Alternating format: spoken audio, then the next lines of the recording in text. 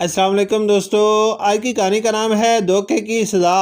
کسی گاؤں میں ایک دھوبی رہتا تھا جو شہر سے لوگوں کے کپڑے گدھے پر لاد کے گاؤں لاتا اور دھونے کے بعد اسی پر لاد کے واپس شہر پہنچتا تھا۔ دھوبی کی کمائی کا یہی ذریعہ تھا اور وہ اس قدر کما لیتا کہ بآسانی گزر بسر کر سکے۔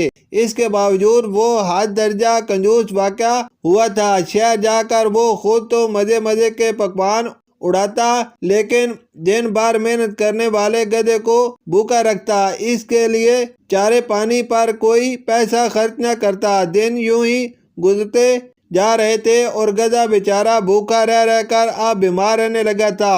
وہ اس قدر لاغر ہو چکا تھا کہ اس کے جسم کی ہڈیاں تک واضح نظر آنے لگی تھی، لیکن ظالم دھوبی کو اس معصوم جانور پر ذرا ترس نہ آیا۔ ایک دن دھوبی شہر والوں کے کپڑے گدھے پر لاد کے لے جا رہا تھا کہ نکات کے باعث اچانک گدھا لڑکھڑا کر گر گیا، جس سے دھوبی کے سارے کپڑے مٹی میں گر کر خراب ہو گئے۔ دھوبی کو غصہ تو بہت آیا، لیکن چونکہ وہ گدھے کی حالت دیکھ رہا تھا اس لیے اسے مارنے سے باز رہا۔ وہ سنجیدگی سے اس بارے میں سوچنے لگا کہ ایسا کیا کام کیا جائے جس سے اسے پیسے بھی نہ لگانے پڑے اور گدھے کی خوراک کا بھی انتظام ہو جائے۔ وہ انہی سوچوں میں گم گدھے کو ساتھ لیے گاؤں کی طرف واپس جا رہا تھا کہ اس کا گزر ایک جنگل سے ہوا جہاں اسے شیر کی کھال ملی۔ کھال کو دیکھ کر ایک ترکیب اس کی ذہن میں آئی اور اس نے جھٹ کھال اٹھا کر گدھے کو پہنا دی۔ اگلے دن دھوبی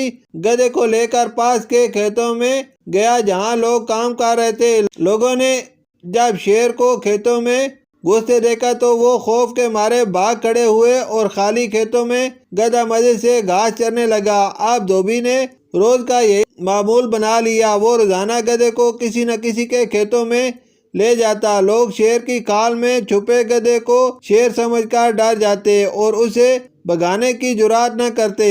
دھوبی خود چھپ کر تماشا دیکھتا اور جب گدھا گھاس چار لیتا تو اسے لے کر واپس لوٹ آتا۔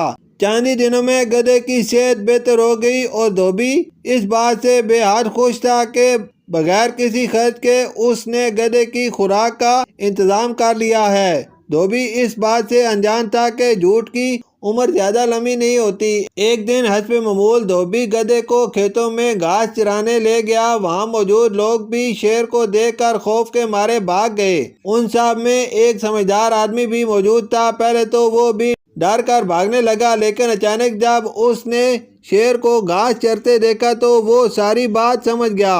اسے علم تھا کہ شیر گھاس نہیں چرتے۔ دور نظر دوڑانے پر اسے درخت کی اوٹ میں چھپا دھوبی بھی نظر آ گیا تو ساری حقیقت واضح ہو گئی۔ عقل مند آدمی نے کھیتوں میں کام کرنے والوں کو اشارے سے پاس بلایا اور انہیں ساری بات سمجھائی۔ سب نے مل کر دھوبی کو سبق سکھانے کا فیصلہ کر لیا۔ تمام لوگ آہستگی سے چلتے ہوئے عین دھوبی کے سر پر آ کھڑے ہوئے۔ جو ہی دھوبی نے مڑ کر اپنے پیچھے تیش میں بھرے لوگوں کو دیکھا تو اسے اپنی شامت نظر آنے لگی۔ اس سے پہلے کہ وہ بھاگنے کی کوشش کرتا، گاؤں کے لوگوں نے پکڑ کر نہ صرف اس کی خوب درگت بنائی بلکہ گدھا بھی اس سے چھین لیا۔ اس دن کے بعد دھوبی اپنے کندھوں پر سامان لاد کر شہر سے لاتا اور لے جاتا ہے، جبکہ گدھے کا نیا مالک نہ صرف اسے بے حد پیار کرتا ہے بلکہ کھانے کے لیے بھی اپنے کھیتوں سے تازہ چارہ مہیا کرتا ہے۔ شکریہ۔